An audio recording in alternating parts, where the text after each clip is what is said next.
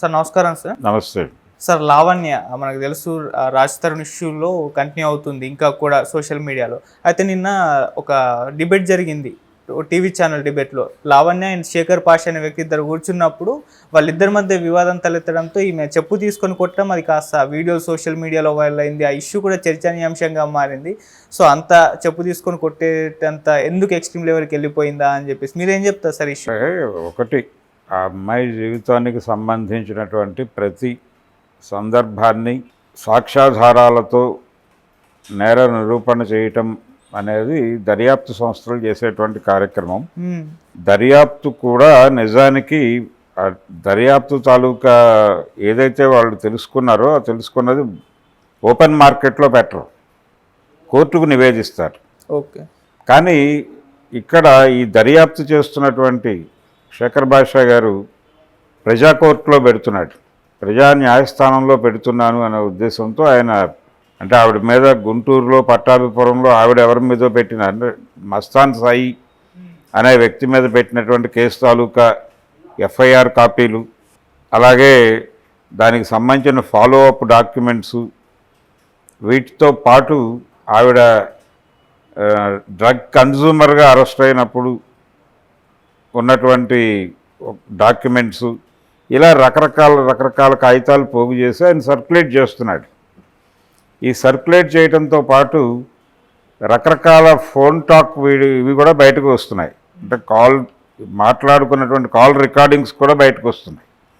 ఈ కాల్ రికార్డింగ్స్లో అది, అంటే ఈ కాల్ రికార్డింగ్స్ని పూర్తిగా నమ్మచ్చా నమ్మకూడదా అనేది పక్కన పెడితే వాళ్ళ వాయిసే కావచ్చు, అమ్మాయి వాయిసే కావచ్చు. నేనేమంటానంటే అమ్మాయి డ్రగ్స్ తీసుకుంటుంది, ఓకే, దానికి ఈ గొడవకి సంబంధం ఏమిటి? ఆ అమ్మాయితో అతను రిలేషన్లో ఉన్నాడా లేదా?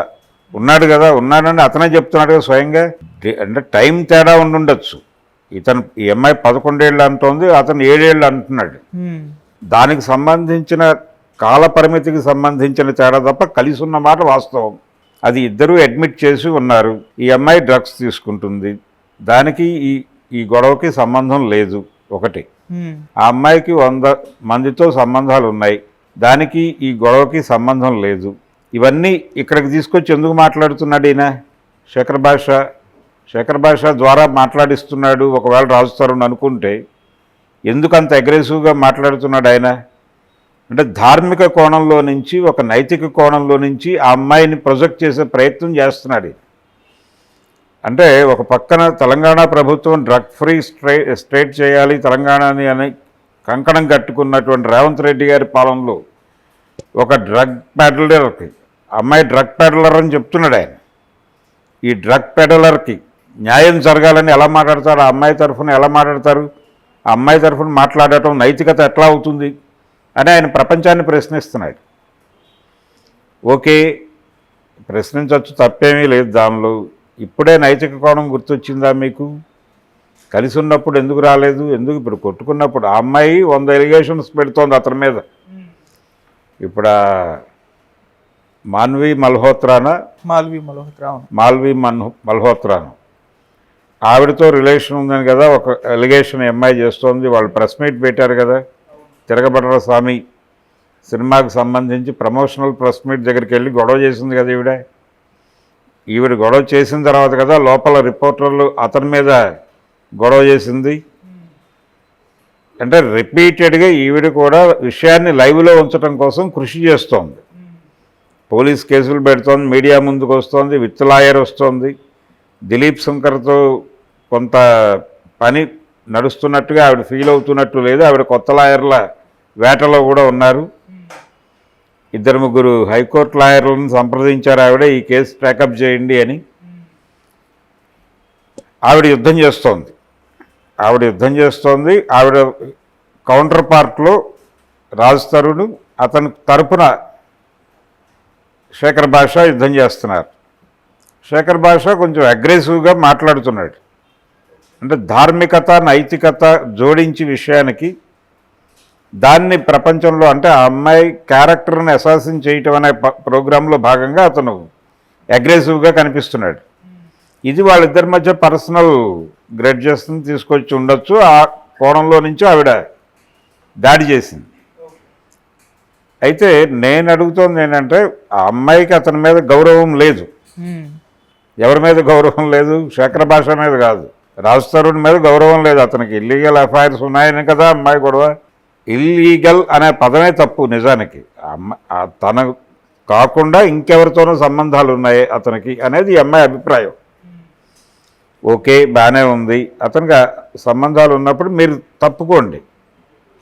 మీరు తప్పుకుంటే అయిపోతుంది కదా సీన్లో నుంచి. ఎందుకు రచ్చ చేయాలి?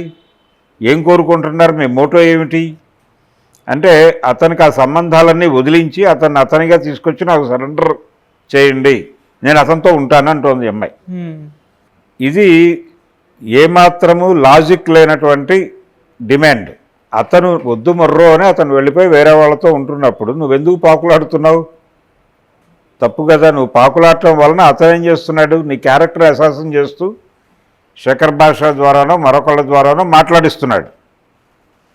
ఇది కదా జరుగుతోంది. ఎందుకు చేస్తున్నారు? ఈ అమ్మాయి ఏం కోరుకుంటోంది? అతనితో కలిసి ఉండటం మాత్రమే కోరుకుంటోంది అనేది బూటకం. ఆ అమ్మాయికి అతనికి మధ్యలో ఈ రిలేషన్ అనేది వివాదం కాదు. రిలేషన్ ఆల్రెడీ స్ట్రైన్ అయిపోయింది. వాళ్ళిద్దరిని కట్టేసి తీసుకెళ్ళి గదిలో వేసినా కాపురం చేసే పరిస్థితి లేదు, అది ఫ్యాక్ట్. కానీ కలిసి ఉంటానంటుంది. ఎందుకంటుంది ఆ అమ్మాయి అంటే ప్రాపర్టీకి సంబంధించిన గొడవలు ఏవో ఉన్నాయి అక్కడ. ఆస్తి గొడవలు మాత్రమే ఈ గొడవకి లీడ్ చేస్తున్నాయి తప్ప ఇంకేమీ కాదు. మిగిలినవన్నీ బూటకమే. సెటిల్మెంట్ ప్రాపర్గా కాలేదు, విడిపోవాలి అనుకున్నారు, వాళ్ళు కొట్టుకున్నారు, గొడవలు అయిపోయినాయి. మస్తాన్ సాయితో అదే విల్లాలో అమ్మాయి ఉన్నప్పుడు వాళ్ళిద్దరి మధ్య ఘర్షణ జరిగినప్పుడు తానెళ్ళి వాళ్ళిద్దరిని విడదీసి ఇవన్నీ తను స్వయంగా మీడియా ముందు చెప్పాడు రాజ్ తరుణ్. జరిగింది ఓకే, ఆ అమ్మాయి డ్రగ్స్ తీసుకుంటుంది, ఇవన్నీ పర్సనల్ అఫైర్లు. దాన్ని తీసుకొచ్చి ఎందుకు మార్కెట్లో పెడుతున్నాడు ఆయన అంటే ఈ అమ్మాయిని అడ్డుకోవటానికి. అంటే ఈ అమ్మాయి ఏదో అడిగింది నాకు ఇది కావాలి అని, అది ఇవ్వటానికి వాళ్ళకి ఇష్టం లేదు. ఇవ్వటానికంటే వదులుకోవటానికి వాళ్ళకి ఇష్టం లేదు. అందుకని వాళ్ళు ఈ అమ్మాయి క్యారెక్టర్ని అసాసిన్ చేయడం ద్వారా ఈ అమ్మాయికి మద్దతు దొరకకుండా చేద్దామనే ప్రయత్నం వాళ్ళు చేస్తున్నారు. ఈ అమ్మాయి దెబ్బలాడాలంటే ఒక మద్దతు కావాలి కదా, ఒక ఐక్య సంఘటన కావాలి కదా యుద్ధ తంత్రం ప్రకారం. ఆ ఐక్య సంఘటన దొరకకుండా చేయటం కోసం ఆ అమ్మాయి క్యారెక్టర్ని అసాసిన్ చేస్తున్నారు. ఇది స్పష్టంగా కనిపిస్తోంది వాళ్ళ మాటల్లో. సో ఆ ప్రాపర్టీలో లేకపోతే డబ్బులకి సంబంధించి ఏదో గొడవ ఉంది, అది భౌతికం. దాన్ని సెటిల్ చేస్తే మొత్తం వ్యవహారం సెటిల్ అయిపోతుంది. ఓకే, ఒకవేళ విల్లా కొనుగోలు చేయటంలో ఈవిడ కంట్రిబ్యూషన్ ఏమైనా ఉందా అంటే కలిసి కొంతకాలం రిలేషన్లో ఉన్నామని ఇద్దరూ యాక్సెప్ట్ చేశారు. అది 7 ఏళ్లే అనుకుందాం. ఈ 7 ఏళ్లలో కలిసి వీళ్ళ ఉమ్మడి సంపాదన నుంచి ఏవైనా ఎక్వైర్ చేశారా? ఆ ఎక్వైర్ చేసిన వాటికి సంబంధించిన సెటిల్మెంట్ల గురించి ఆవిడ ఏమైనా అడిగిందా? ఈవిడ కొంచెం ఎక్కువ అడిగితే ఇవ్వటం ఇష్టం లేక వాళ్ళు అలా చేస్తున్నారా? లేదు అసలు పూర్తిగా ఎగ్గొట్టడానికి ట్రై చేస్తున్నారా? ఇది సెటిల్ చేయాల్సిన విషయం. అంతకుమించి కలిపి ఉండడం, కలిసి ఉంటారనుకోవటం ఇదంతా భ్రమ. అంటే వాళ్ళు నైతికంగా దాడి చేయటం వెనకాల వాళ్ళకు ఒక ప్రోగ్రాం ఉంది. అతనికి బలానా వాళ్ళతో ఎఫ్ఐఆర్లు ఉన్నాయని ఎస్టాబ్లిష్ చేస్తూ ఈవిడ రోడ్డు మీదకి రావడంలో ఈవిడికి ఒక ఎజెండా ఉంది. వీళ్ళిద్దరి ఎజెండాలు ఏమిటి? వీళ్ళ హిడెన్ ఎజెండా ఏమిటి? వీళ్ళు ఏది దాచిపెట్టి ఏది బయటకు మాట్లాడుతున్నారు? ఆ అమ్మాయి కూడా నైతిక దాడే చేస్తోంది. ఆ అమ్మాయి కూడా మేమిద్దరం గుళ్ళో పెళ్లి చేసుకున్నాం, నాతో కదా ఉండవలసింది వాడు నా భర్త, ఇంకోళ్ళతో ఎలా ఉంటాడు అని మాట్లాడుతోంది ఆవిడ. ఎలా ఉంటాడు అంటే ఉండటానికి అవకాశాలు ఉన్నాయి, చాలా స్పష్టంగా సీరియస్గా ఇష్యూ ఆ ఏరియా వరకు కన్ఫైన్ అయితే అతను బయటికి వెళ్ళిపోగలడు కూడా. వేరే వాళ్ళతో ఉన్నాయని మీరు ఎస్టాబ్లిష్ చేసి సాక్ష్యాలు, ఫోటోలు, వీడియోలు చూపించినా మీరు సీరియస్గా అతని మీద ప్రొసీడ్ కాలేని కండిషన్స్ ఉన్నాయి లీగల్గా. అది తెలియదు ఆవిడకి. తెలిసినప్పటికీ ఆవిడ ఆ యుద్ధం చేయదలుచుకుంటోంది, చేస్తోంది.